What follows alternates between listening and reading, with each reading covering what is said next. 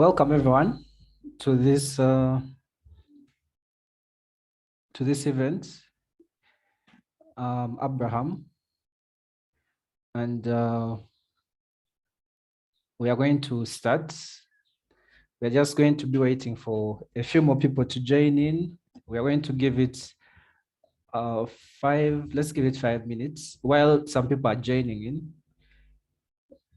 But we are going to be starting in a few minutes. Yeah. As we start, I want to welcome everyone to this event. We are going to be looking at open source and machine learning. And we are almost starting. I want to thank the Umdena community and the Innovation Village for partnering with the open source community to bring this event together. And we are about to see the various ways you can all benefit from this partnership. So as we start, we are about to start. So we are going to give it 5 more minutes. Well, now they're left with around 4 minutes for everyone to join in. We have a couple of more people that are joining in. Then after that, we'll be starting the event. Am I audible enough, everyone? I don't know if you can see me. Yes, we can see you. All right. And you're audible now. Thank you, Chitembo. Okay, so yeah, welcome. I want to say that we have a community, a WhatsApp group, and I did share the link. Let me share it again with the chat. So for those that are interested in joining the various social media handles for our community, let me just share it again. As we wait for a few more minutes, like 2, we are going to have other people join in soon. But let me share in the chat. So for those who want to join our community, that's the link with all the social media handles. So I would like to kickstart by saying we are partnering with the Umdena Ugandan chapter to bring more of such events to you people. So we are going to be having a lot of events coming along. So I would like to introduce Mr. Sudi, the chapter lead for the Umdena Ugandan chapter, to tell us about the Umdena community as we start. Sudi, if you're speaking, you're muted.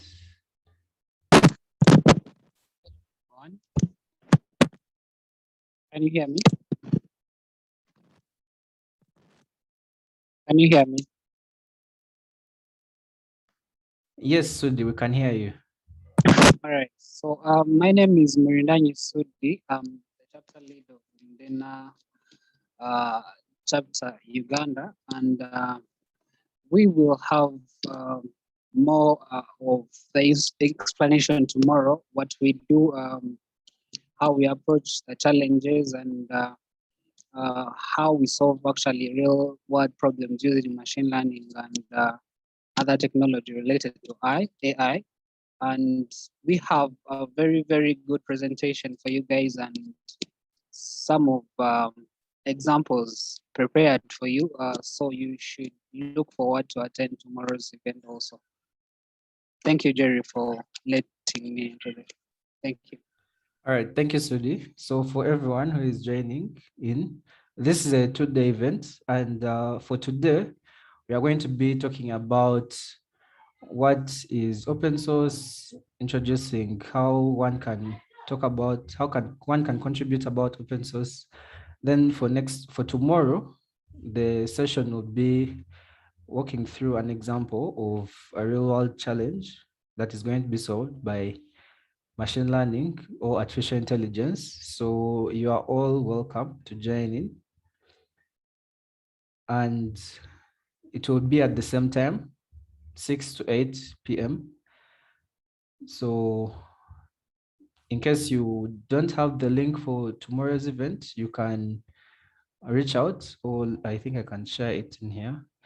But it is the same on the same. So I'm going to share it at the end of this event. And given the number of people that have joined in, so I think we can start. As my name is Abraham Jerry, and I'm the chapter lead for the open source community, the Kampala chapter, and also an Open Sum of Code alumni, the Belgium edition, and machine learning engineer at the Emergent AI startup. I'm an open source lover, and that's a little intro about me. So I'm going to be doing this session with Dennis, Daniel, Katunji. I don't know if Daniel is on the call. Well, Daniel can probably come and introduce himself.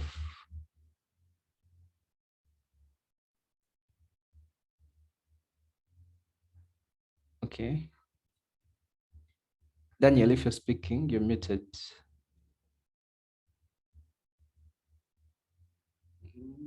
Okay. Okay.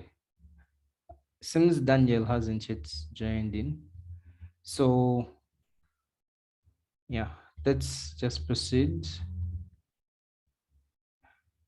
The agenda for today, we are going to talk about what is open source, what are the benefits of open source, the open source licenses, then why people contribute to open source, the anatomy of open source, then the difference between a maintainer, a contributor, and Dennis will talk about making an open source contribution.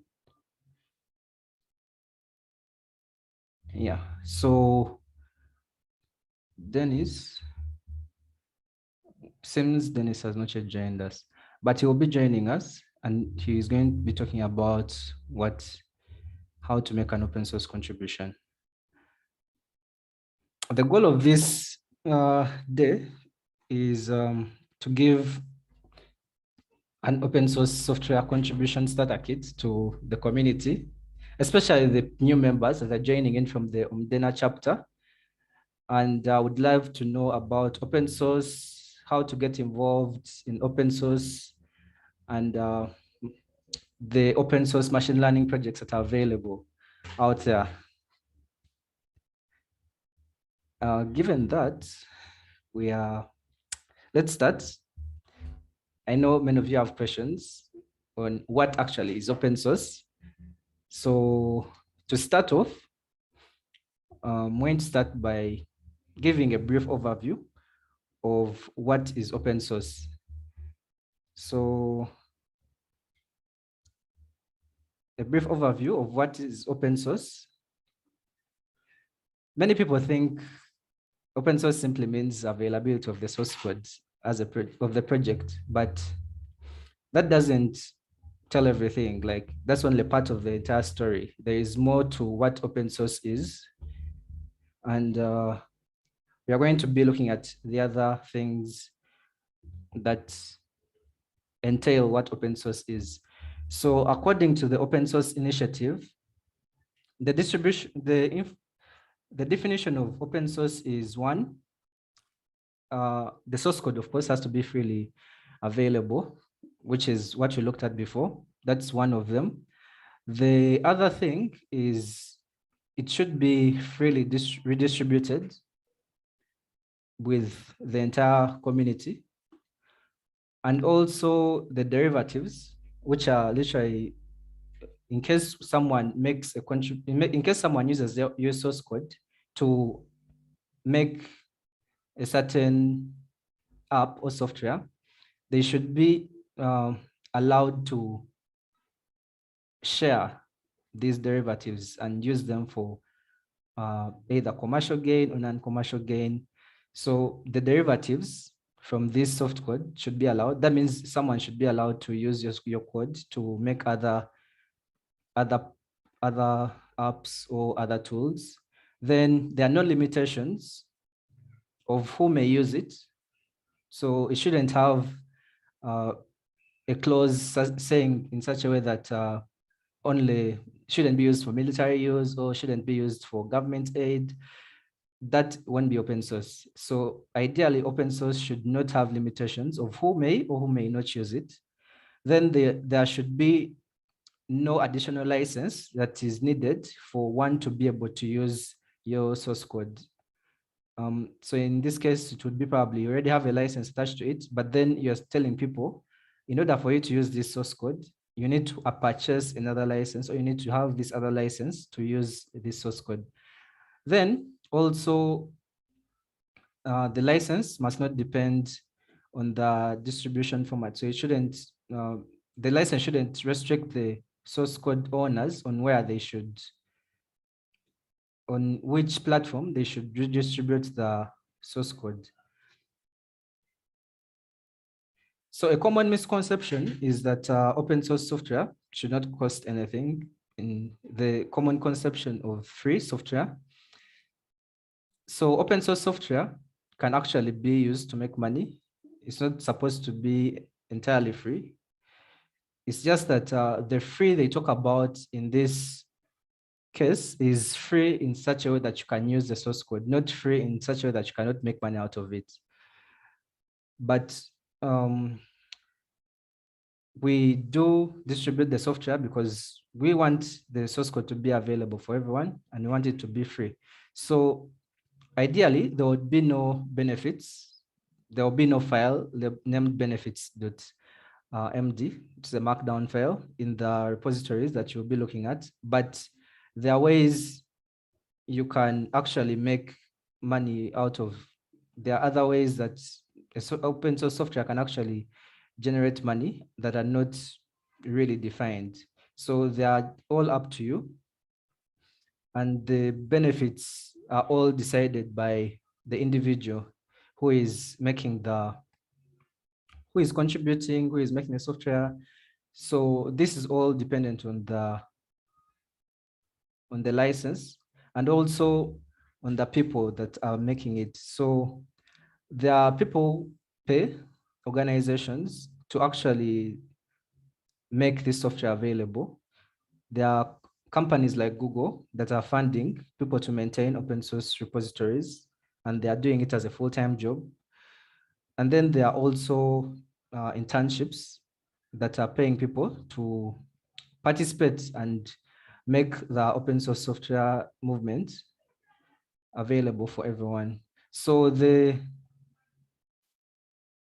open source open doors, so you can use it to your advantage. There are other areas you can use it. So you may use the code to make a commercial app that you can later sell, and no one would come and knock on your door to pay them, depending on the license that has been listed out on the open source code.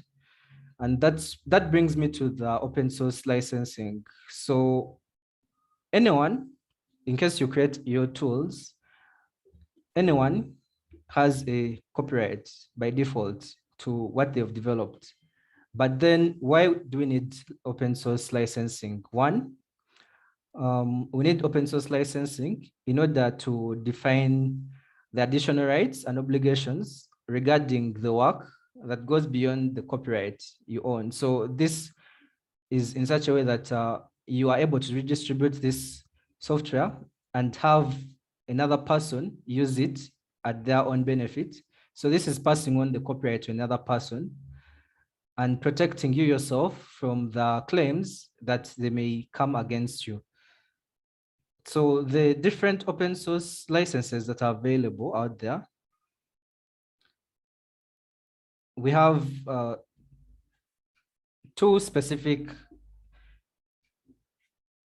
there are two main kinds of open source license types. There is the copyleft and the permissive kind. So the copyleft is in such a way that when someone develops a tool with your open source code, they should be able to make it available. That's copyleft. They should be able to make whatever they've derived from your source code available to the public.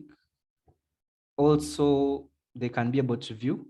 So they should, why it's called viral, it's in such a way that it is making the open source term more pronounced. That means someone who is using it will have to make their source code available for the entire public to be able to use. And also it protects you against the liability in such a way that when someone claims that your source code made their app company crash, you are protected against this right, and you are not, whatever is derived from your source code is not to blame, you are not to blame against it. Also, there are different kinds of copyleft softwares. There is the GPL, there is the non-GPL. So there are various kinds of copyleft softwares that here we've only listed the GPL, but there are other kinds. And let's move on to the permissive kinds of softwares. So the permissive kind of open source software is one that will not entail you to specifically set your code and make it whatever you've derived from the source code available. But what it makes sure of is that you attribute, you make list of who actually made that source code that you're actually deriving from, you're making your code out of.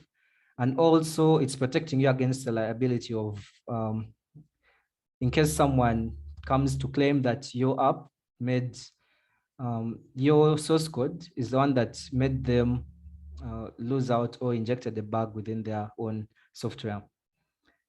It also has other free rights. So you can actually put in your own detail into the permissive kind. So you can determine and be like, how can someone use this source code? So if someone wants to use this source code, they need to do other kinds of terms, but you need to be within the open source initiative definition of what an open source software is.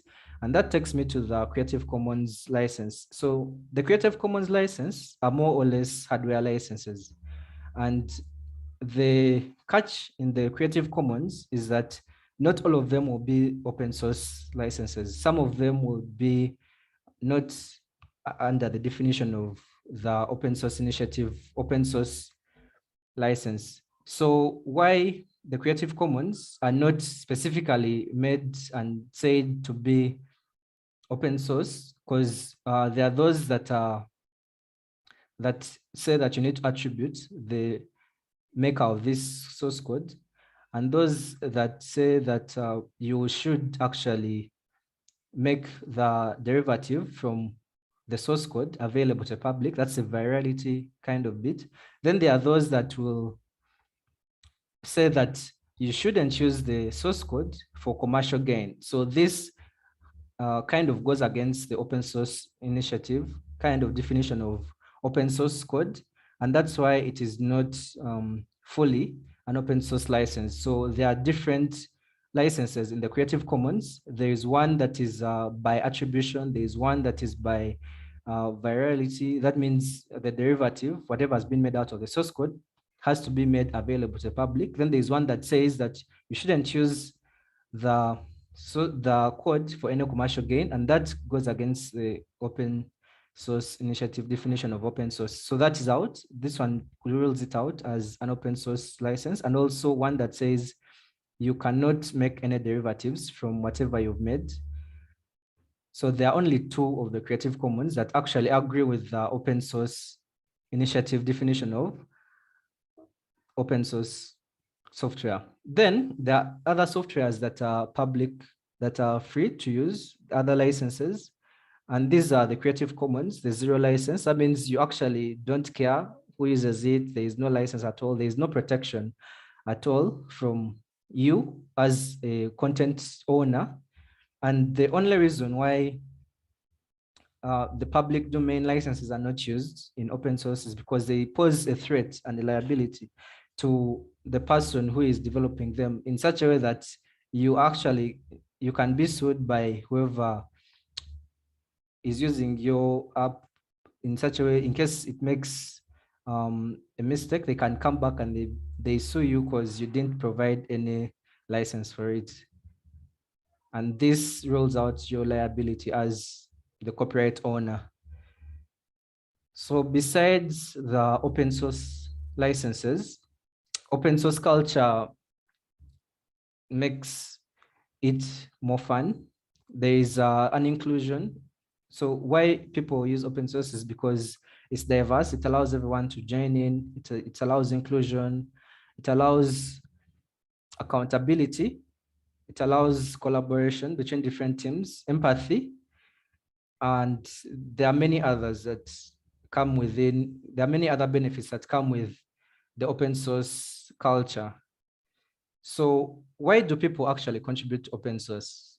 Before we delve into the how to make an open source contribution, we've talked about a few of the benefits, but one of the reasons why people actually contribute to open source is to improve the software that they rely on. For example, VS Code is open source.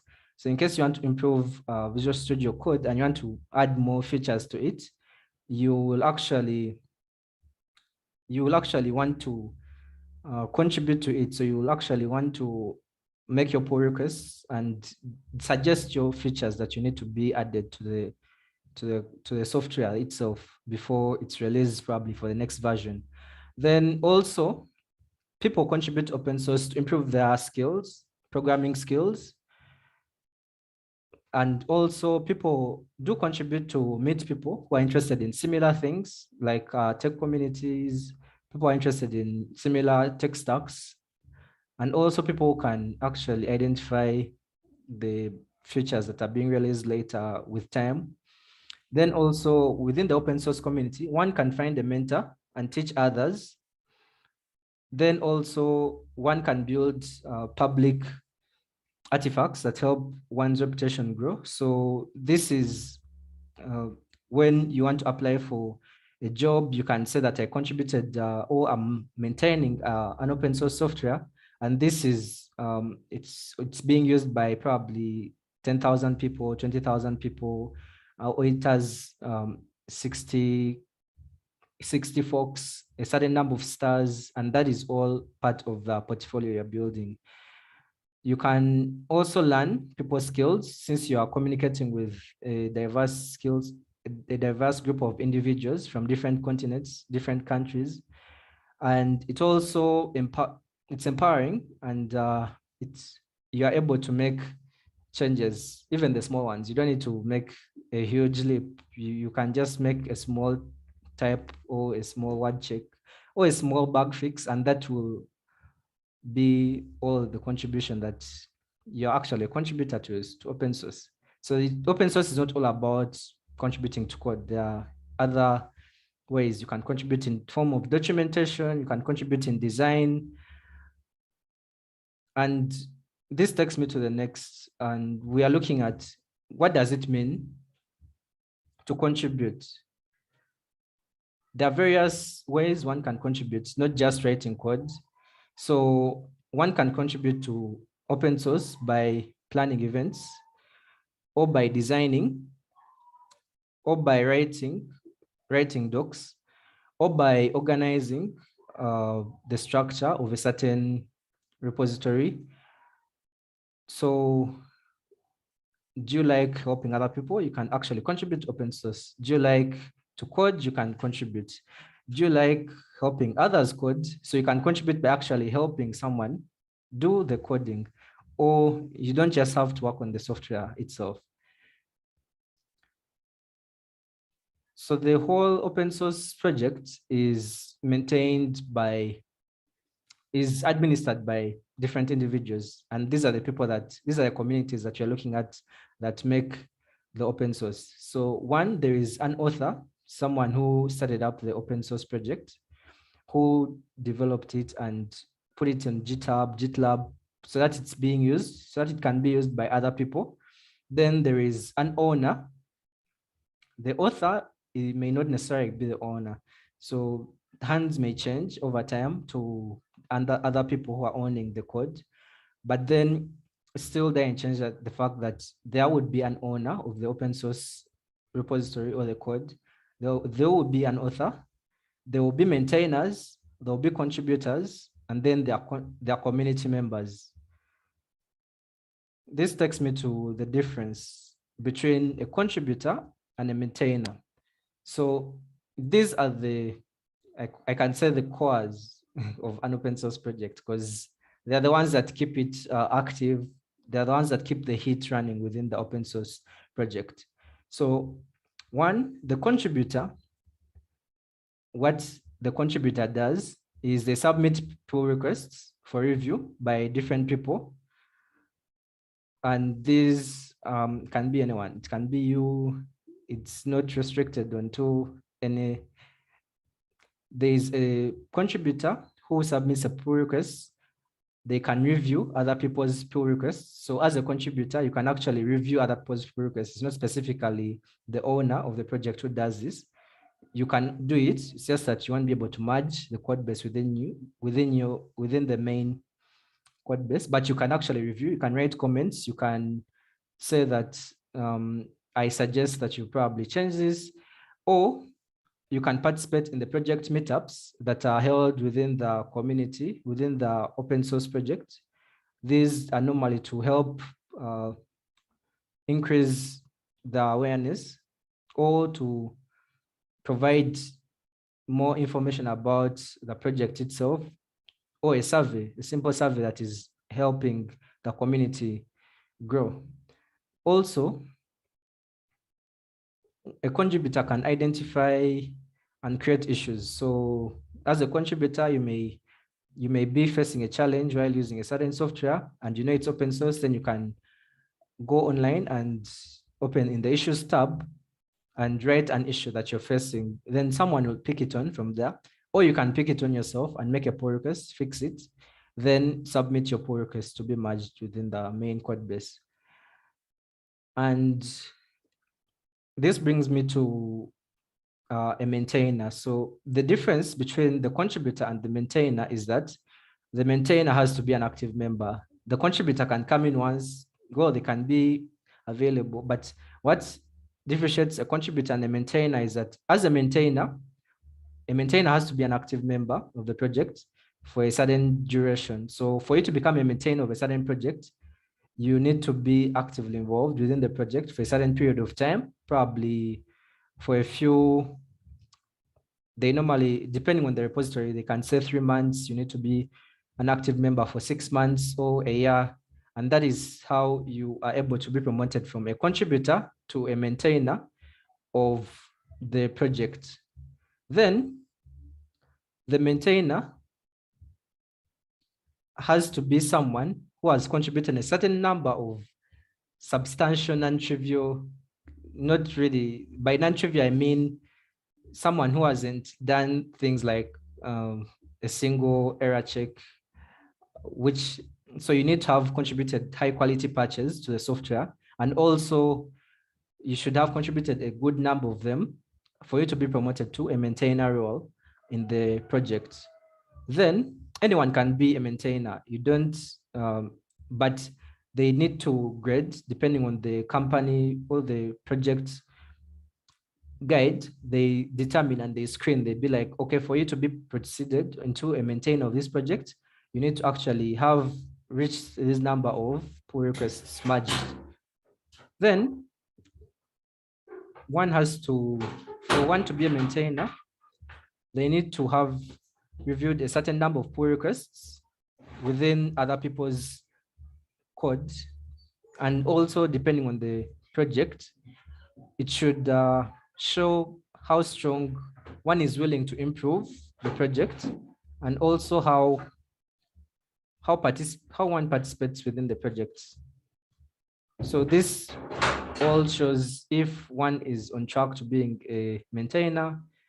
And if you want to be a maintainer, you need to be a very active member of the project, depending on which one you're choosing.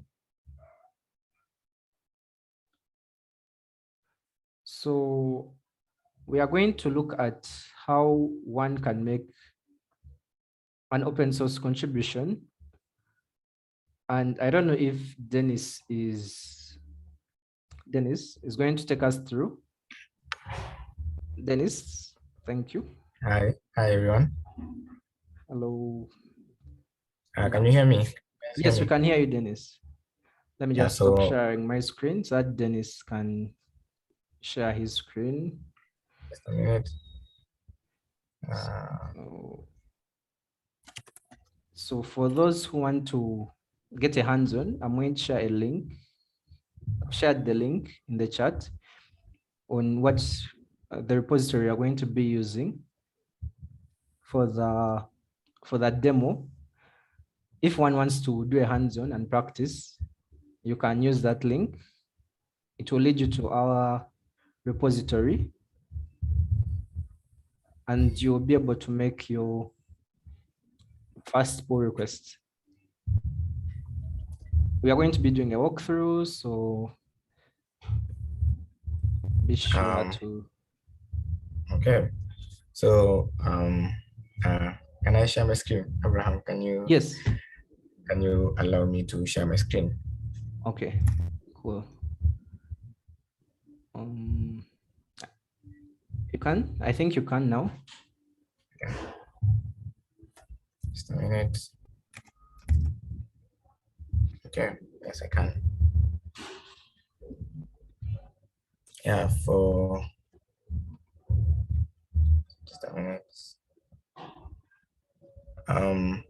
So I'm looking for the slide actually.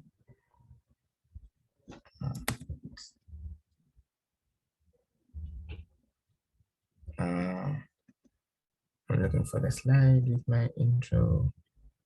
Perfect. Yeah, so my name is Dennis Katungi. I am a software engineer from Kenya. I work at a software company called Castify AI that deals with using AI to create streaming platforms and technology. So basically, we create distributable streaming technology for all platforms: mobile, web, TV, and everything. I am also an ambassador at Prisma, and I do a lot of technical writing. I write a lot of blogs and tutorials. Yeah. So as you've been told, open source is really interesting. Just to start off on a high note, I remember I got my first job ever through open source. There's a project by Facebook called Rome. There's a project by Facebook called Rome. I remember I enrolled and I was really active in Rome, and I didn't know much about TypeScript back then because they use a language called TypeScript, and I wasn't really good at TypeScript, but I could mostly just go ask questions. I could take PRs. I could just go there, and when someone asks a question about how does this work, I would go explain. I still don't know how to code. I haven't even written a single line of code, but I was always there.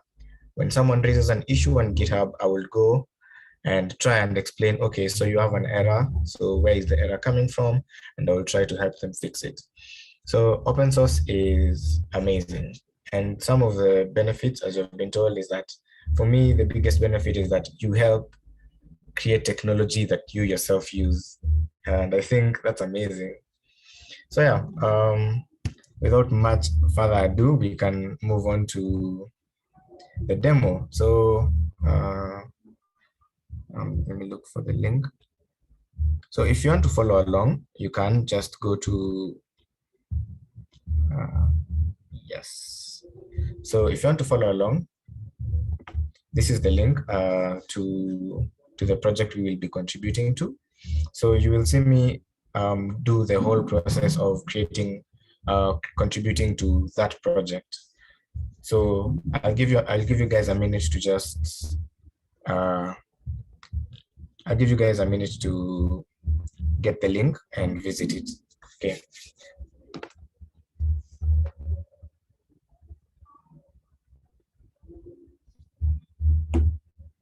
Also, if you don't understand anything, feel free to stop me. Git is one of the most confusing topics, even for me when I was starting out. I had to ask so many questions over and over and over and over again to my peers, and I messed up so many times, and yeah, eventually I understood it. So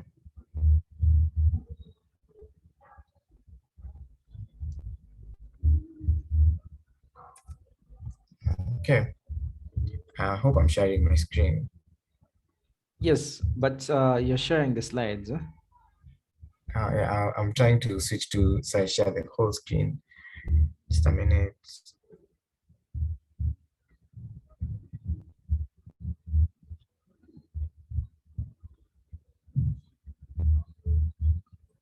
Awesome.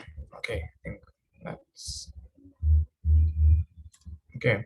So perfect. So I hope everyone has gotten the link. Yeah, I think everyone who has gotten the link should just give us a thumbs up to know. You can just give a thumbs up. Perfect. I have access to the repo now. So we're going to go through the scenario where you want to help fellow developers know or maybe understand how to contribute to open source, and you have come to this guide. And it looks nice. It looks very, very, very nice, well written. But maybe you want to add a paragraph and tell people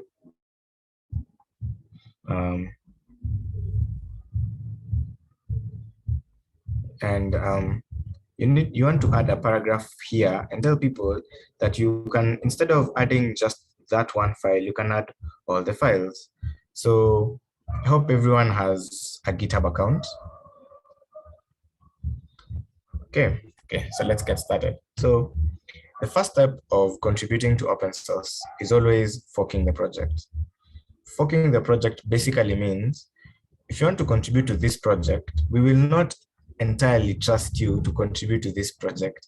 So what we will do is you're going to create a fork. A fork is your own copy of this project that you can play around with. You can do all your experiments, and if they work, you can now give us the changes you've made, and we'll compare against the code, and we'll be like, okay, this new code makes sense, right?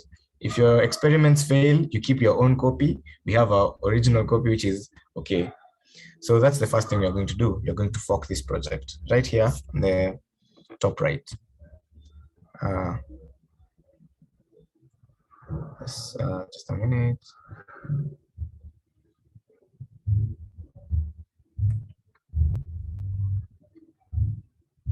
Is it forking? Yes, it's forking.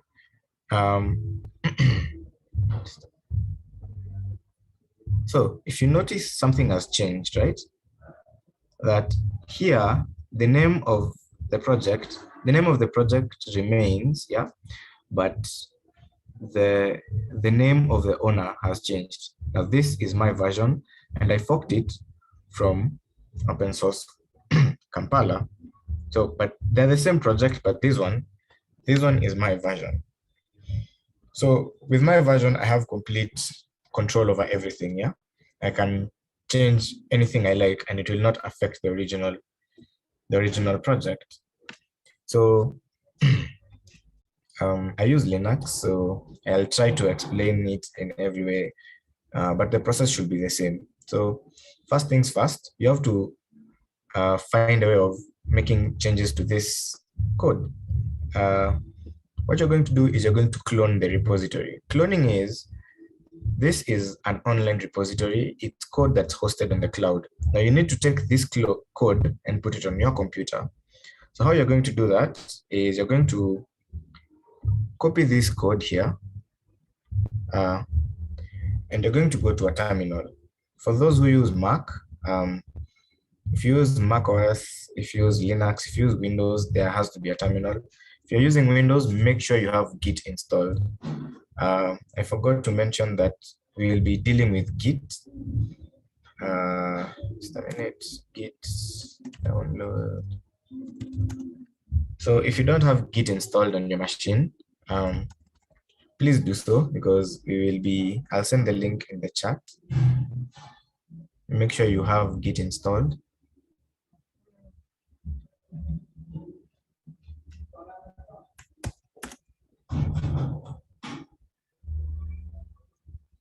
Make sure you have Git installed. All right. So I already have Git. So what I'm going to do is that I am going to clone the online repository to my computer. It's so easy. You just have to git clone and then paste the link. Sorry, wrong link. I copied the wrong link, and paste the link to your repository that you copied from here. And that's it. It's going to download the code onto your computer.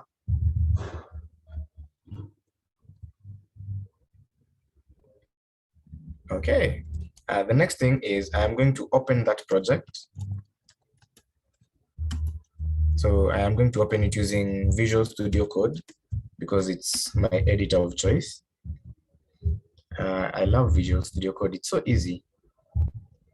Just a minute, I have to tell Visual Studio Code that I trust that file. Okay, so we want to add something onto the code, yeah? But now this is where a concept in Git called branching comes along. So imagine this scenario, yeah? We are all, how many are we in the meeting? We are 30 something members, yeah? We are 33 members. Imagine we are all trying to edit this same file. Even if you're doing it locally, eventually if you all push our code, you can imagine the chaos that will be there. It will be a mess. It will be a mess, and you'll cause something called a merge conflict. There'll be so much conflicting code because everyone is editing the same version of code, and we are all, so Git does not know which version of code is correct, which one is not correct. So what it does, it will just put all of them in there. So to avoid that, we're going to do something we call branching. So branching is whereby I will create a branch from the original code, from the original branch. So as you can see here on GitHub, there's a small place here where it's written one branch, yeah? So right here, we can add another branch. So our the main branch is called main. So if I want to do my own changes, I can create a branch that fully explains what I'm going to do, and then do all my code there so that I don't interfere with main. All these are to avoid collisions and mistakes and merge conflicts. Yeah. So how to create a branch is easy. Just do git and branch and the name of the branch. So I will call my name changes. And now I want to go into that branch. Now, as you can still see on my terminal, I am still on the main branch, but I want to make all my changes on the changes branch. So how I do that is you do git check out changes. Now, as you can see, my terminal now registers that I have moved to changes. And so when you go back to VS Code, can you see my VS Code, or should I zoom in? Okay. Yeah, we can see it. So I'll go to, okay, so first things first, I'll go to readme.md, where I can see that all this code, all this information is hosted on the readme.md. So I'll go here, I'll see, okay, there are a lot of formatting issues. Maybe I can change the formatting. So, okay, there are less formatting issues now. Okay. So we wanted to add a small change here that says that when you finish, when you're done with the changes, you can git add all. You can add all the changes or you can just add this one file. So let me look for that place. Yeah, we can add, we can just rephrase this. We can say to add the new changes. You can write, you can use, wait, just a minute. Okay, you can also add all the changes by using the command below. Dennis, someone is saying Mhm. your terminal is not seen, or your voice is not well. They cannot hear my voice. Oh, there is a wavy sound, but you can get some bit of it. Can you hear me? Can you personally hear me? Yeah, we can hear you. It's just that there is a wavy sound. There's a bass kind of thing inside that comes in. Okay, just a minute.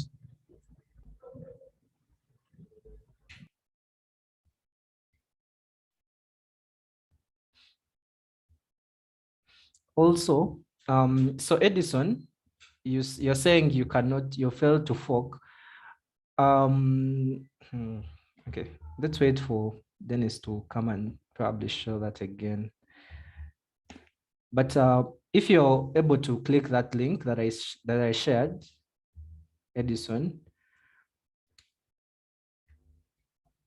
you can unmute Edison. I'm able to click the link, yeah. Mm-hmm. Yeah, but then it's like it's telling me that I cannot book the project since I'm not like I'm not connected to any organization. Hi. Can you hear me now? Can you hear me better? Yeah, we can. Is the sound still there? There is still a wavy kind of thing. I don't know why it comes in, but we can hear you. Let's just proceed.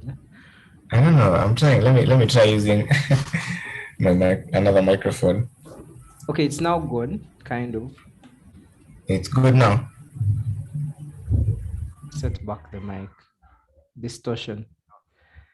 Okay. Is it better now? Now it's quite low, very low. The sound is low. Okay. I think the issue was with my sound.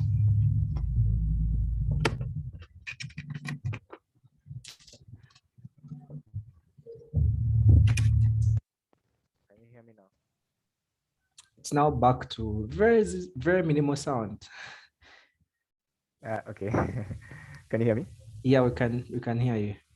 Is the wavy sound still there? It's there, but I think it's much better now. Okay. I think it's just my general environment. Okay, so I think Edison was saying that they'll fail to fork, and I'm wondering if the issue is because they're not in the. Edison was saying they're not able to fork. I think they're not able to fork because they don't have an account. Edison, please confirm that you have a GitHub account. Yes, I have a GitHub account. Okay. Yeah, and like the notification is showing. It's like that I'm not like added to any organization. So that's the reason why I'm unable to fork. Okay, can so you share your screen? Can you try it again? Because I see. Abraham, is it okay for them to share the screen so we can guide them? Oh, okay. Let me get. They don't mind. My screen. So Brian asked, with Windows 1 doesn't get to the terminal. Okay. So I think they can share their screen. I've enabled. Yeah. Okay. So there are a lot of questions I had missed. So is this the same as GitHub Desktop? Yes. You can, instead of using all these commands, you can just easily download GitHub Desktop, and it will just do all the same, but it has a really nice user interface, and it's actually easier to use. Oh, I'm sorry that you couldn't see my terminal. I'll use the VS Code terminal from now on. I think it's easier. to see. Yeah, I think I'll use this one now from now on in case I need to do anything. Um, yeah, if for Windows, if you can't get to the terminal, use command prompt. Just go to search and type CMD. So go to start and type CMD or PowerShell. Either one will work. If you're using Windows 11, there is Windows Terminal. Okay, let me stop sharing. So, um, Yeah, Edison, you can share your screen.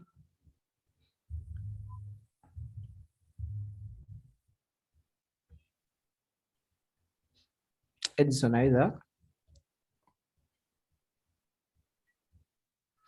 I don't know if they left.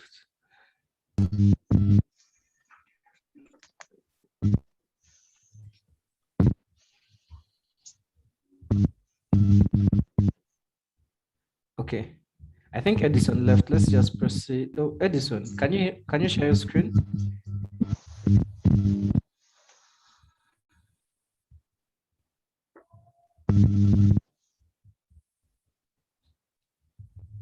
Dennis, I think Edison yeah. has challenges sharing his screen. Yeah, let's just proceed. Okay. So is anyone else having an issue forking before we proceed? Okay, a quick one here. Yeah. Okay.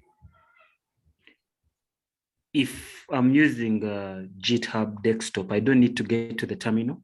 No, you do not. You do not. GitHub Desktop gives you a very nice user interface, so you don't have to go to the desktop, to the terminal. I mean, Okay, please. you can just I use Linux, but I think I have GitHub installed. A minute. Let me just check if I have GitHub installed.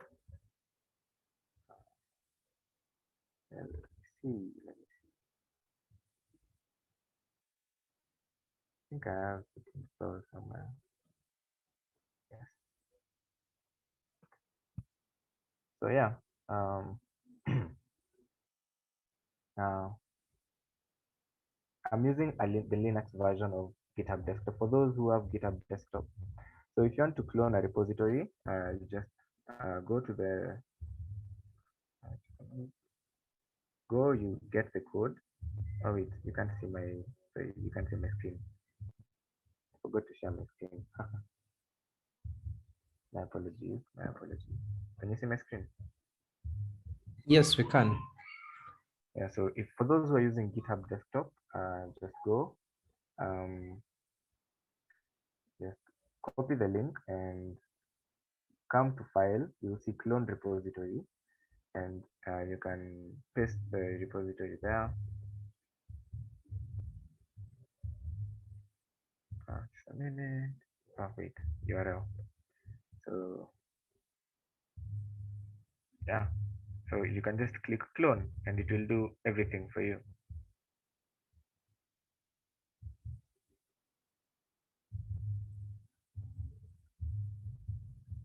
And there you have it. But GitHub Desktop is a bit easier, so you can open this in Atom or Visual Studio Code. It's just the same thing as using the terminal. I hope Brian you have seen how it works. Yes, I've seen. I'm there. I've gotten the whole thing. Okay, no problem. So it's just the same. It's just that GitHub Desktop just gives you a few, like, so for example, to create a branch, we use Git branch, but for you, since you're using GitHub Desktop, you just come and create a new branch here and call it maybe bugs and create a new branch, and you have a new branch. Your current branch will change to bugs. Is that okay? Yes. Okay, so let's continue with contributing to open source to the repo. So I wanted to add the git command here, git add full stop. That will add all our, that means it will add all our changes. So this is my version of the code. I'm looking at it. I'm looking for other things you can contribute to, maybe the Dennis, documentation. Sudi says your voice is so low, eh? Sudi says your voice Okay. is so low. Can you hear me now? Can you hear me now? Yes, we can. Okay. I don't know what's wrong with my laptop microphone. It seems it's misbehaving today because it's not the first meeting people have complained. So another thing I can see is formatting on there's an issue with the formatting here. VS Code is complaining.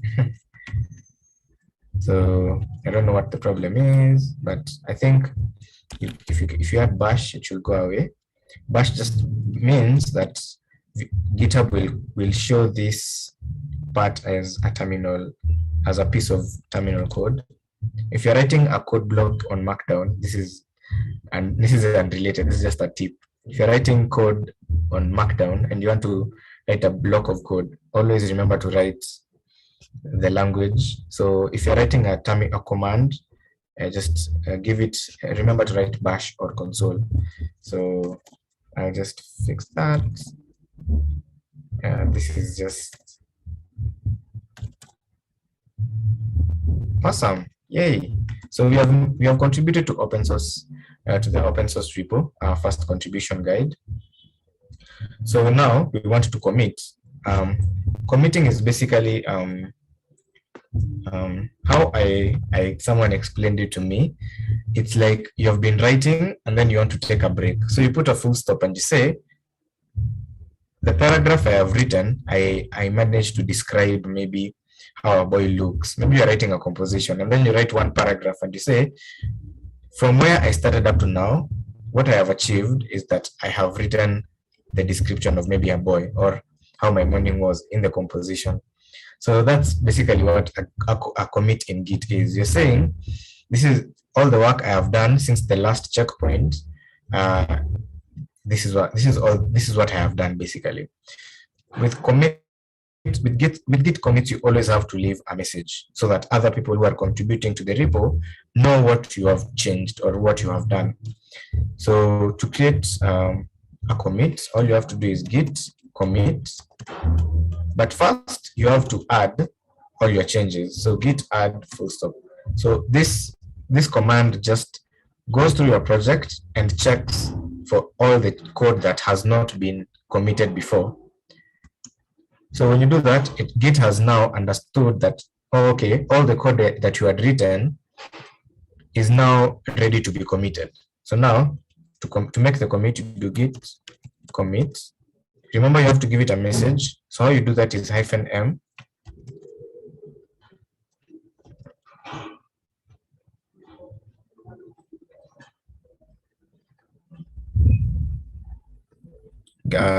Git commit. So our message will be made the guide better. This is not a good commit name, but it will do for now. So you can see now that we have made a git commit, the next thing is to push our changes to GitHub. So how you push all your changes to GitHub, you do git push. You have to tell GitHub exactly where you're pushing to. So in our case, I'm going to push to origin. And the reason I'm pushing to origin is because by default, the repository is usually called origin. Especially if you forked the repository, it will be called origin. But you can add other repository names here and give them other nicknames. Origin is just a nickname. And lastly, you have to tell GitHub which branch you're pushing. So I want to push the branch changes. So once I do that, you can see all my code has been pushed. And once I go to GitHub, you can see now that GitHub 1 is telling me that my branch changes has some someone has pushed to this branch changes 1 minute, less than a minute ago. That is us. We pushed the changes, right? And we want to now create a pull request or now that we have done our code, now we want the people at or the main at OSCA Kampala chapter to see the good work that I have done. So how I do that is to create a pull request. A pull request is basically a way of asking the original maintainer or contributor to look at my work. So before we even create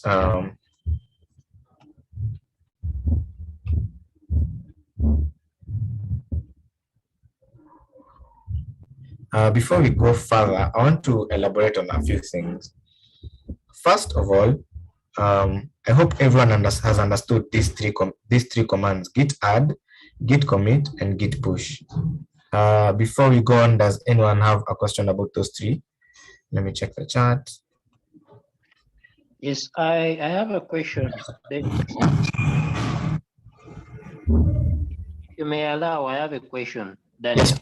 Yeah, please ask your question. Yes, the question is like if I push the changes from my local machine, Mhm. I'm wondering Mhm. if I push the changes from my local machine. Yeah. Hello? Yeah. These changes are the ones we have done on our local machine, as you can see here. So these changes, we have just added them to, we have made Git know that we have made some changes, and we have added them to something called the staging area. The staging area is where you put all the code that you have that is ready to be committed. And then a commit is just like saying, it's just like adding a checkpoint, and you're saying, all the code I have added, that I have written, maybe just makes the guide better. So now when I go to maybe GitHub, and let me just show you something. When I go to GitHub, and I go to right here, you can see 35 commits. Yeah. Okay. And you can see someone, OSCA Kampala, created a commit called create funding.yml, added readme. You see, so if you can click on update readme on that specific commit, you can even see the changes that they made. Can you see the changes that they made? They added something here, they added some space. So you see, they did that on their local machine, and they pushed it to GitHub, and then now made the pull request, which is exactly what we're going to do. Oh, so it doesn't go to the original. It goes to your cloned repository. Yeah, it goes to your forked repository. It goes to your forked repository first. Yeah. Yeah. Okay, thank you. Another question?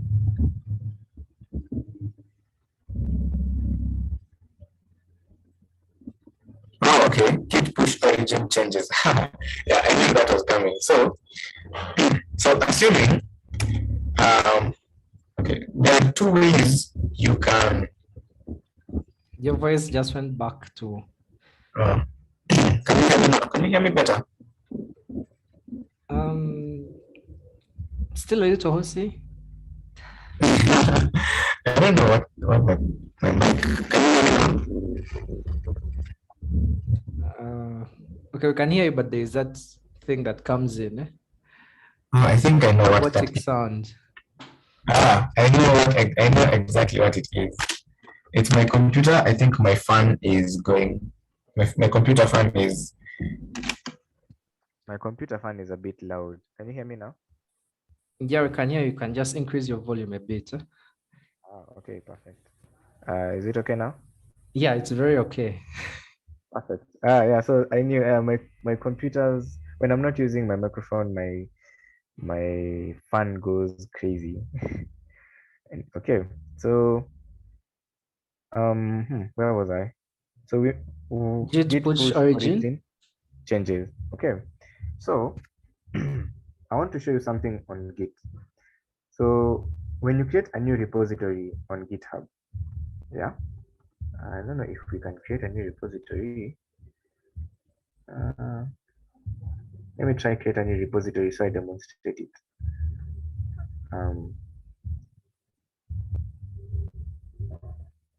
So let me create a new repository on GitHub. This is how you create a new repository on GitHub. So I'm going to call my new repository maybe OSCA demo. I am going to give it a description, a demo. Okay, and then I create a new repository. So I have an empty repository. So I want you to, let me zoom in just a little bit. I want you to pay attention to here, this line of code here. Push an existing repository from the command line. So there's something in Git we call a remote. So a remote, basically, I just wanted you to see that line of code. A remote basically, how do I explain a remote? So you see, this here, this repository, sorry, I accidentally stopped sharing. Sorry. So this OSCA Kampala chapter, this repository right here, this repository is a remote. It is hosted somewhere on the servers, on the GitHub server. Does that make sense? It is a copy of your code that is hosted somewhere, that is saved somewhere on GitHub servers. I hope that is the key thing here. This is that is basically it. Once you understand how that, you have understood how GitHub and Git work. GitHub stores all your code. It creates a version of your code, and what we have here is one version of the code which is stored on GitHub's computers or cloud or servers. And this version here is my version that is on my machine. Okay, does that make sense? Yeah. Yes, it does.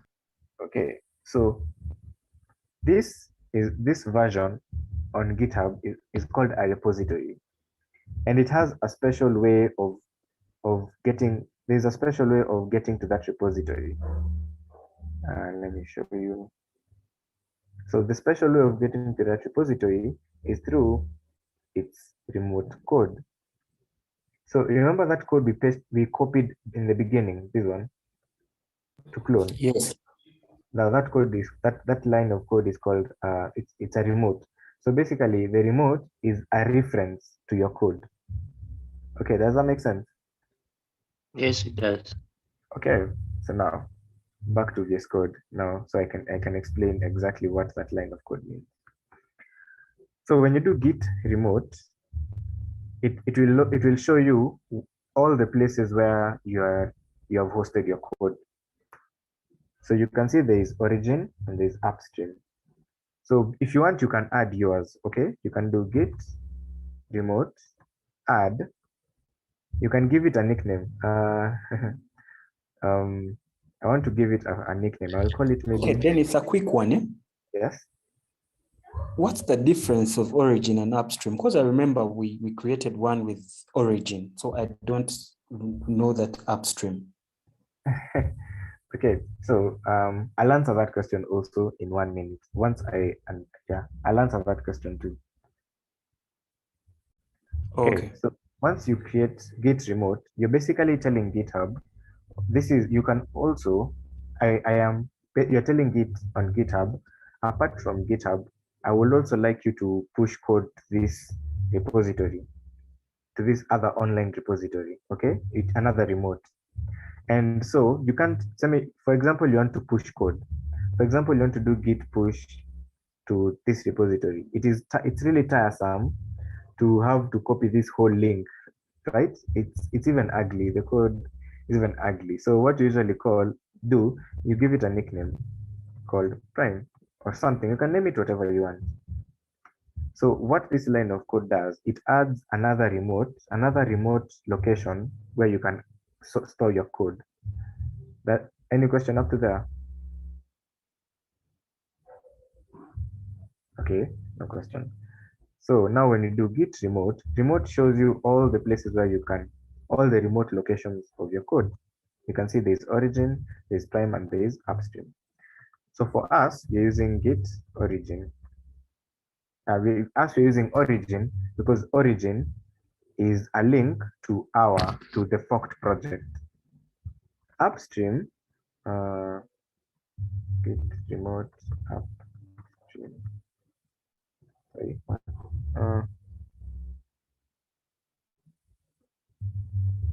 Okay. So upstream, for those who are asking, so this was not upstream was introduced in a very recent update to Git. I think last year, mid last year is when they introduced the concept of upstream. So upstream is the okay. So we have, when you do Git remote, we have 3 remote locations we can push to, right? So basically, the one you have remoted upstream is the one GitHub can push by default.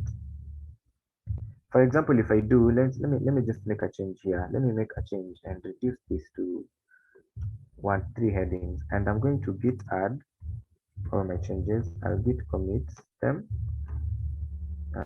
Small change. Right, I have done my changes, and I do git push. If I do git push and I don't specify that I want it to go to origin, it will tell me set upstream origin. So upstream is usually the remote repository or remote location that Git, that it's like the default one that Git will always push to. But now, since we forked the repository from OSCA Kampala chapter, that is the upstream, because they are the original owner of the code. Ours is origin. Has that answered your question, Abraham? Let me check. I think that answered Yes. that question. Yeah. So when you do git push, when you do git push and say origin, you're just specifying to which remote location do you want to push your code to. You can change this to upstream, all the ones we have. You can maybe use prime. You can use whichever you want. So I choose to origin because it's the one that goes to my location, to my remote location. And the last option you can pass is the branch you want to push. So by default, if you do this, Git will always know which branch you're on and it will push to that branch. But it is always safe to just remind Git that I am pushing my code, but I am in this branch. But even if you just do Git push or origin, okay, just a minute. I think we have to set our origin as the default. Okay, once you just do that, you see it tells you the current branch changes has no upstream branch. To push the current branch and set the remote as upstream, use this. So you can just do that. Okay. So I hope that makes sense. First, when you git push, then you specify the remote location you want to push to, and then you specify the branch. Okay. I hope that has answered your question. Under what scenarios do you use git push origin and git push origin master? So git push origin, you're pushing. I think I've answered this question. Can you explain more about Git? Okay, I think I have answered this question. Git Yes, push yes, origin yes. and Git push origin master. They are exactly the same thing. Only that Git push origin, where you have not specified which branch you're pushing or which branch you're pushing to, and Git will just get the code from whichever branch you will be at that moment. If you say git push origin master, you're telling it to push specifically the branch called master. What's the difference between git merge and git rebase? I think we will get that.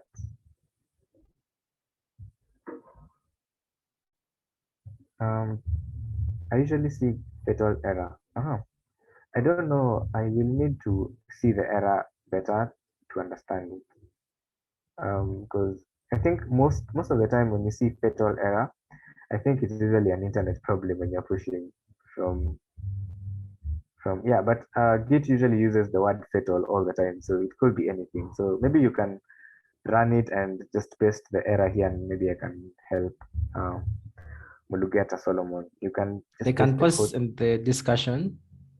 Yeah, I on the don't know. discussion. Yeah, There's a on the discussion tab. That's if they know where it is. Yeah, let me show you. Let me show them. Hmm. There's a discussion tab here on the repository that you're on. You can come and click you can just come and click new discussion. There's a tab up. Huh? Yeah, there's a tab near the pull request. Near the pull request tab. Okay. Oh, here, discussions. They can come here on discussions, and yeah, they can create a new discussion and you can ask the community, and I'm pretty sure we'll. Is it me? Your screen has frozen. Yeah, I had posed it by mistake. Yeah, so they can go there to your discussions and pause the discussion. Okay, they've pasted it here. It's really ugly.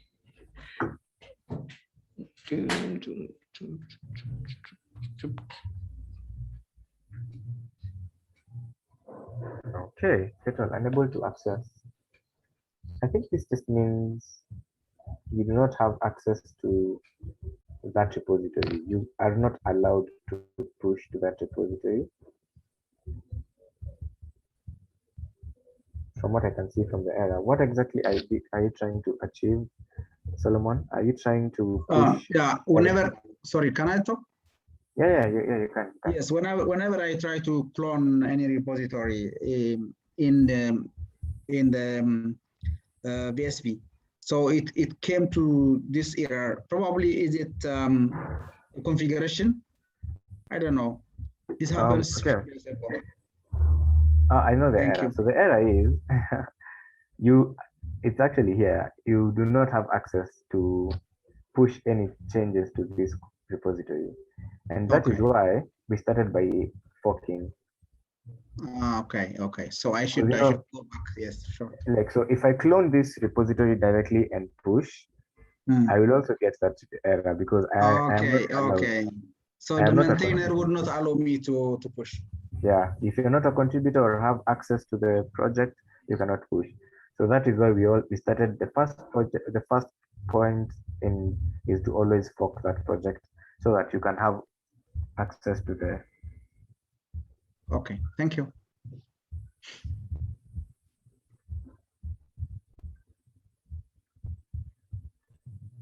Okay, let me see if we have any other questions.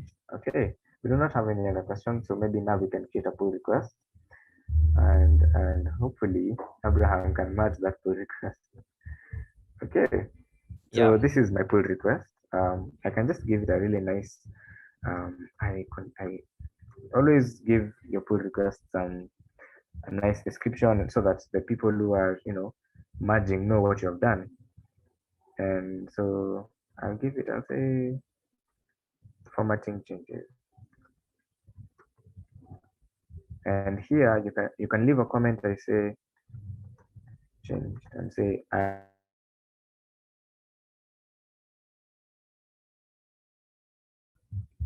okay, and you can, if you scroll down, you can see all the changes that we have done.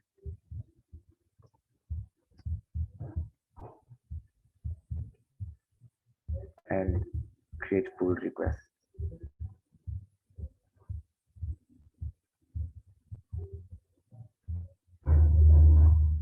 And just like that, we have created a pull request. We have contributed our small change of code to the official. Once you reload, maybe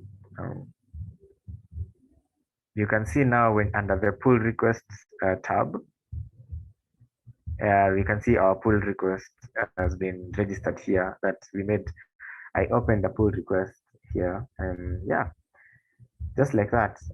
I will just have to sit and wait for Abraham. Maybe when he's sipping some tea after his long day at work, he'll just come and see my pull request and go through it, maybe review it. Okay, I think I can share my screen and show the process of reviewing a pull request. Yeah. On the end of, in this case, I would be the maintainer. The maintainer, yeah. For the repository.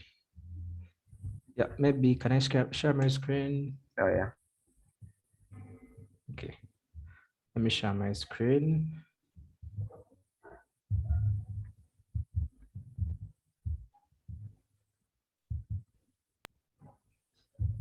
So I'm sharing my screen, and I think you can see that these are the changes that were made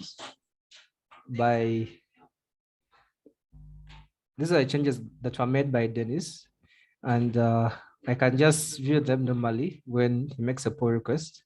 I come to the pull requests, and I'm able to view the people who have made pull requests. So I can see this is the one that was made by Dennis, and I can be able to view the different comments and the files that he changed. So when I come and I'm able to review, so this is how the review I'll do it. They'll just look at the changes you made. So these grid lines are like things that have been added to the code base. And if they approve of them, if they don't, they may just put a comment. It's easier to make it nowadays. So you can just add within this plus sign, you can just put a comment. It's nowadays easy. But if there is nothing that conflicts, so the thing is, GitHub will be able to show that there is no conflict. That's when there is everything is okay. There is no merge conflict with another code base that's already there. And when I approve, I can actually merge. So I just come here and I do the merge pull request. So I can confirm that it's me doing the merge. And that is how the code is merged into the code base. So when I come, I can see the changes that were made. I can see the changes that were made by, so I think you can see them here. Let's just view, let's view the commits actually.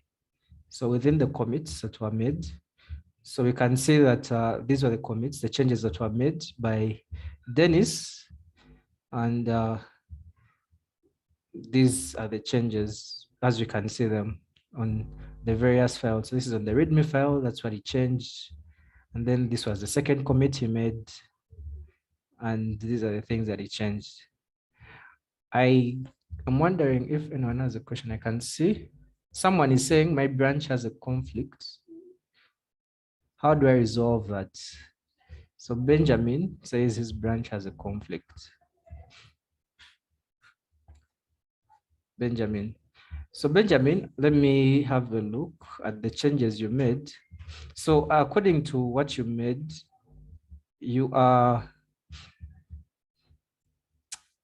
replaced here within the code base. I think what you can do now, let me just write a comment, is move this to the contribution. Is my thing not typing? Contribution.md file. So that would be like my comment. So you should just make your change within the contribution.md file so that it's not conflicting.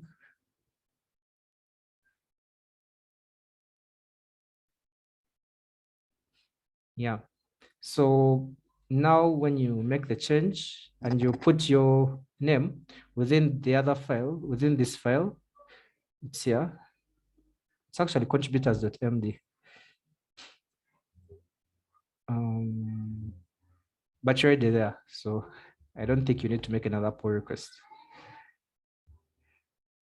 Can you guys hear me? Yes. Yeah. So that's the process of making oh, okay. Now I think I know why they're conflicting. It's because we have changes. We have changes that were made that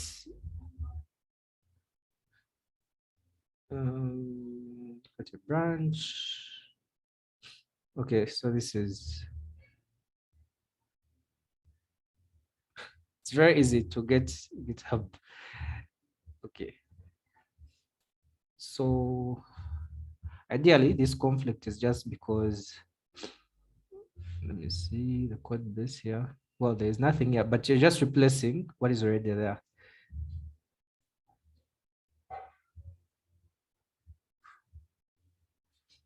Any questions? I'll be able to resolve all these conflicts later on. So anyone who is making the pull requests, you can. So for now, the changes you are making are actually adding your name to this file, like adding your name to this file. Those are the changes that you are actually making as a first contribution. That's the guide on this README, to give you a guide on how to make the changes to the contributors.md file. And you can follow through to be able to do that.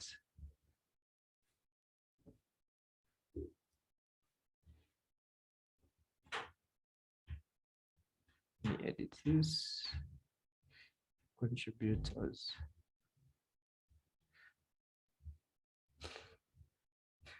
Yeah. With that, I think if anyone has any question, you can raise it, or you're having any issue. Actually, there is a discussions channel here. So it's a discussions tab, but whenever you have a question, you can always make a discussion, and then someone will help you out. So you can give it a certain title, like facing a merge conflict. Then you'd probably link. You can put a link to the pull requests, and that will be easily attended to. Then also, in case you have an issue, you can raise an issue with anything on the repository. This is how normally contributing to open source is. So you can raise an issue, and after you raising an issue, someone will make a pull request, or make the changes, or make the pull request. Then as a maintainer, the maintainer will come, review the pull request, and they'll merge the code, whatever changes have been made, into the code base. And that is how it comes, and it's part of the commits that you can see here in the main code base. That's a small demonstration of how one can make a contribution, how one can make a pull request and merge within the code base. That's if anyone has any other question. Any questions? I think Dennis did a very good job. Thank you, Dennis. People don't have questions.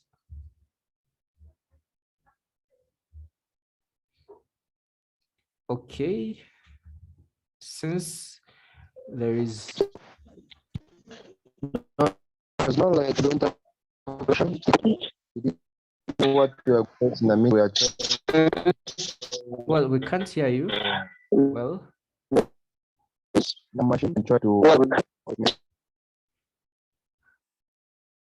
Oli, I think you're breaking. I couldn't hear you well. Please rephrase your question. Okay. I don't know if Oli can see us. How do you find a list of files that have been changed in a particular commit? Yes, today. I wanted, if possible, you could talk about how to contribution by solving the issues. How to? Issues over repository. Or how to solve the issues. So currently we don't have any issue here, but then resolving an issue, let me say raise a new issue, and the issue is how it was bash. Let me say bash file. I'm trying to make an issue, but there's really no issue in this repository as yet. But let me say it's an issue with the README file. An issue with the readme.md, then you say typo at the line probably 30 something, 35.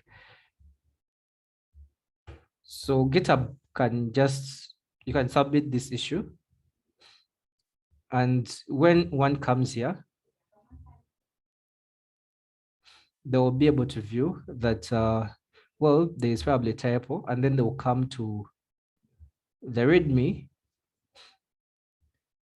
and then they can view. Let me edit.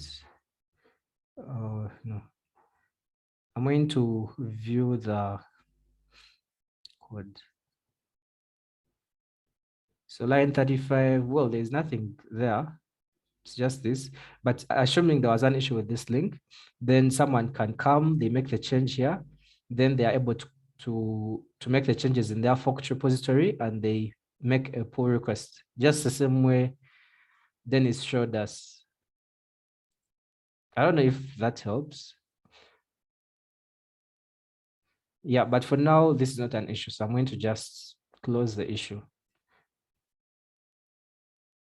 Yeah. Okay, so there is a question in the chat saying, how can you find the list of files that have been changed in a particular commit? So the way to find the list of files is you just come here to the commits, you just click the commits, then there is this hash, there's a tag here. So you can just click on it. And as you can see, the green ones show what has been added, then the red ones show the things that have been removed. So this is the old code, this is the new code, and this is just a side-by-side display of the changes. Yeah, and Debbie says directly editing on GitHub is not advisable. Yes, and that is because you will have conflicts with the main code base, what you're working on locally. So in order to do that, you need to actually do a pull again to your local repository after you've done changes on the GitHub. That's literally making changes remotely. You need to do a git pull before you can continue making use of your code, or else you may face a merge conflict. Then get an issue for an existing repo. Okay, I will get an issue from an existing repo. Then any other business, how possible is it to get a copy of the recording? I'm going to be able to upload the copy of the recording in the chat, in the WhatsApp group, and also in the Discord server. For those who are able to join the Discord server, I will share it, and also on the YouTube link, on the YouTube channel for the open source OSCA Kampala. Just search OSCA Kampala on the YouTube channel. I'll upload it there.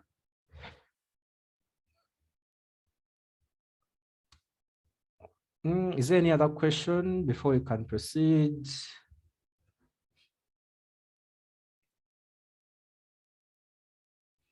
Okay, so since there is no other question, we are going to proceed to the Abraham, just a small detail. Okay. A lot of people are getting conflicts because every time the maintainer merges a pull request, a new block of code is added onto the main code.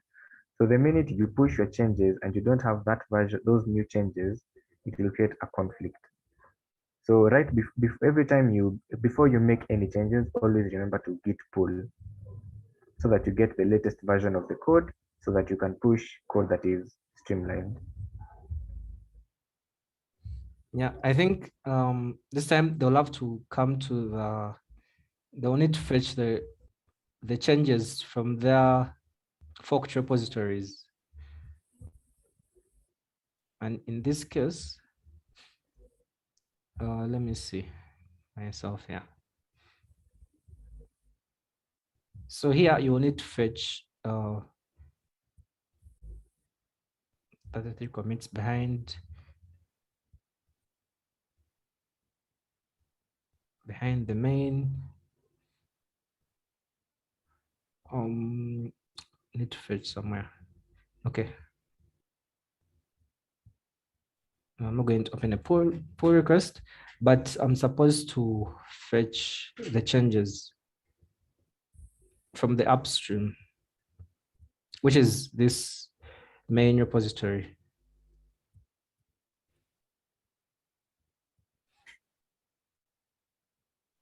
Yes, Dennis, you have anything to add? Not really. Go on, go on. Oh, okay. So let's just proceed.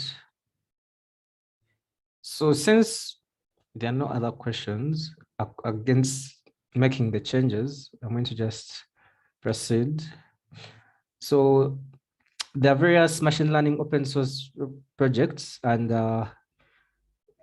I'll just created a few links for you to work with and learn. So there is this.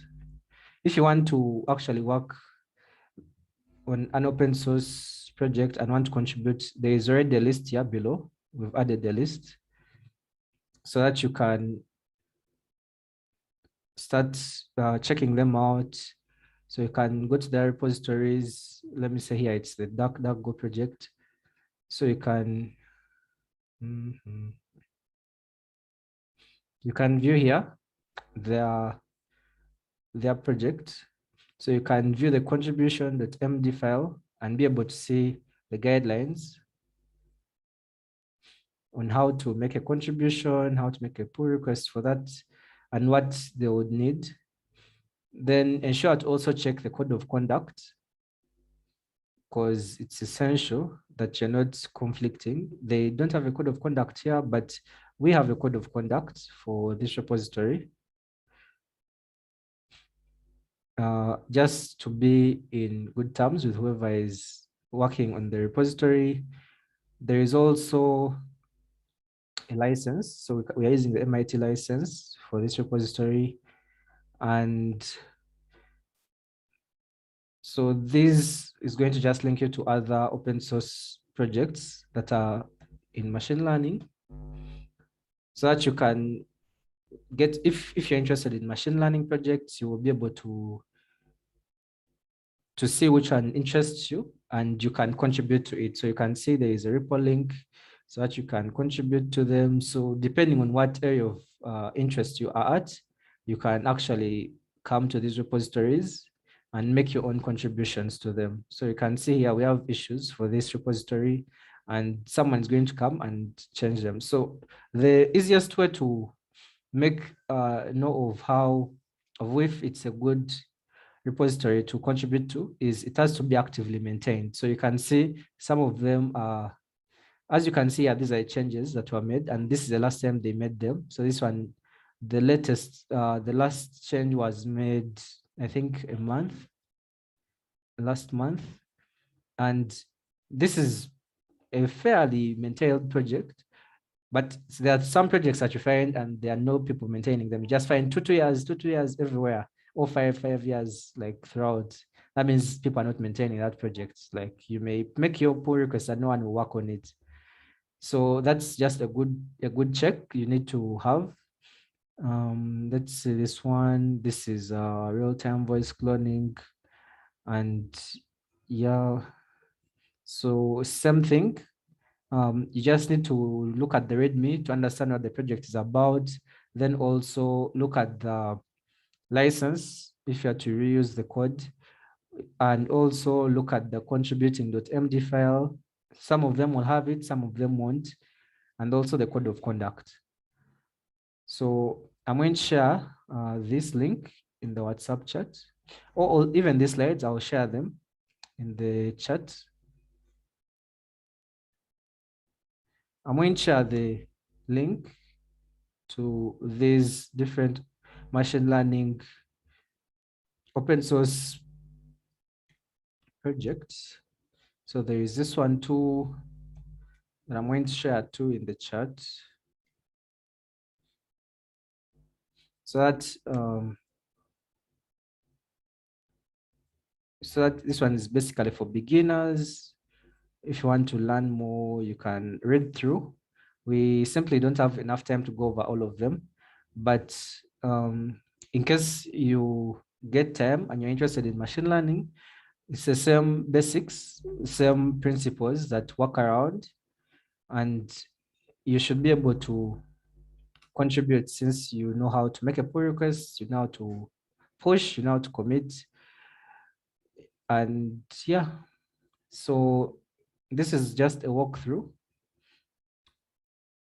These are different machine learning open source repositories that we collected. They are much more than this. This is just a small overview. So there is machine learning.js, the scikit-learn is open source, TensorFlow is open source. So whichever I think you can contribute to, you can actually just search for them and search for contributing to probably Danfo.js or TensorFlow. On that note, I would like to thank everyone who has been able to join us for this event.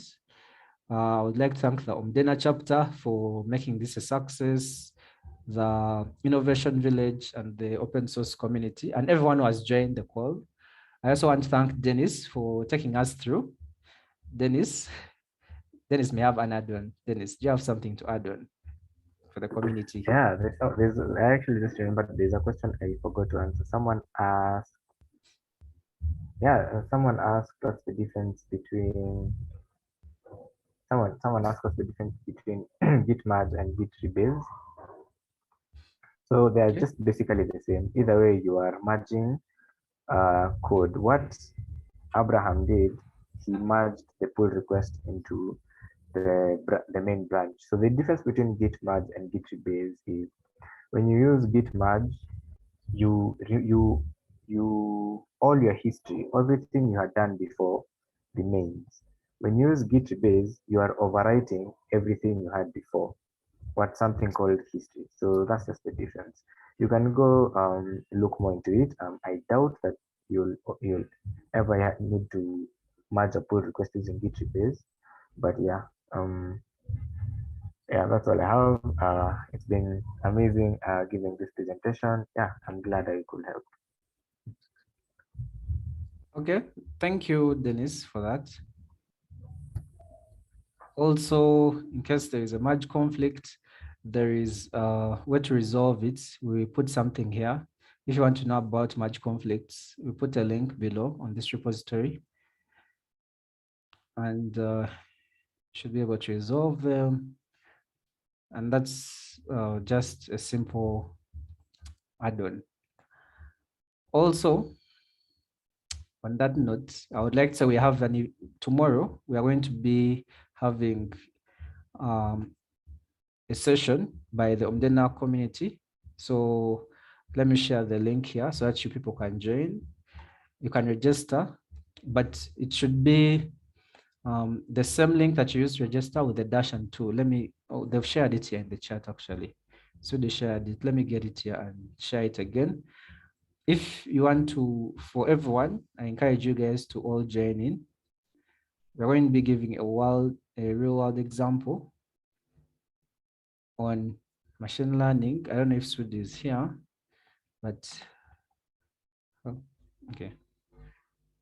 Let me get this link and share it in the chat for everyone to join. So I encourage everyone to come again tomorrow, same time. Let me get it. Sudi on the call, maybe you can help me get it. Thank you, Sudi. Yeah, Sudi is going to tell us about tomorrow and what they have in stock for us. So just, Sudi, you can probably tell us as we wrap up the event. Thank you, everyone, for attending this amazing event. And thank you, Jerry and Dennis. The presentation given to us was really helpful. Some of us didn't know how to do these things. And from here, I think we could make some important contributions to open source out there. So tomorrow, we have the date of this today workshop. which will be mainly about machine learning. And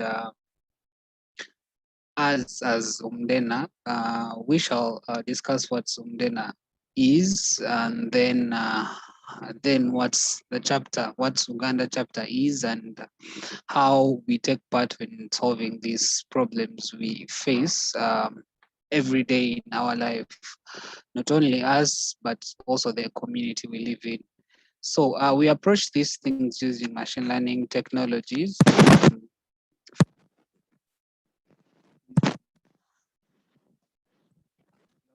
We do a lot of things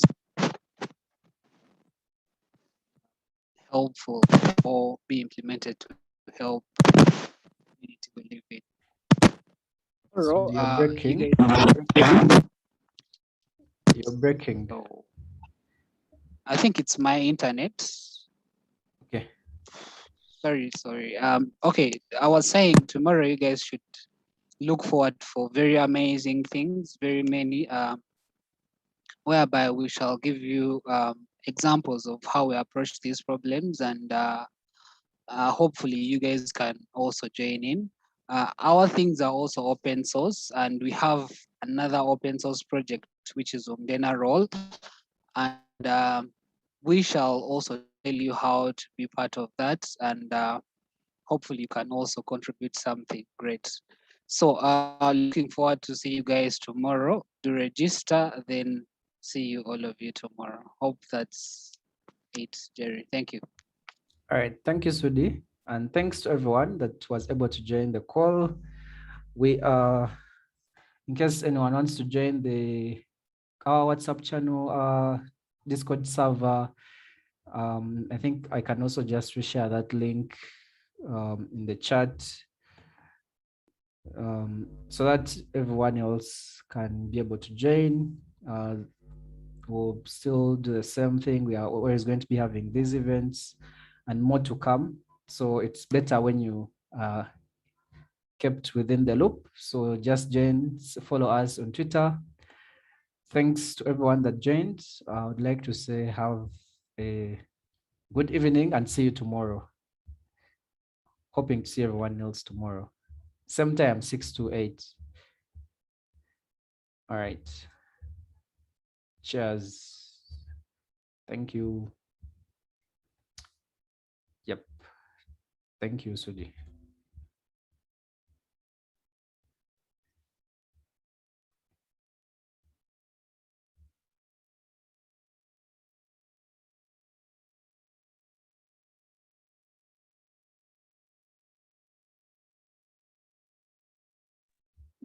Yeah, so it's living at pleasure. So guys, maybe let me just play some music, but it's definitely living at pleasure.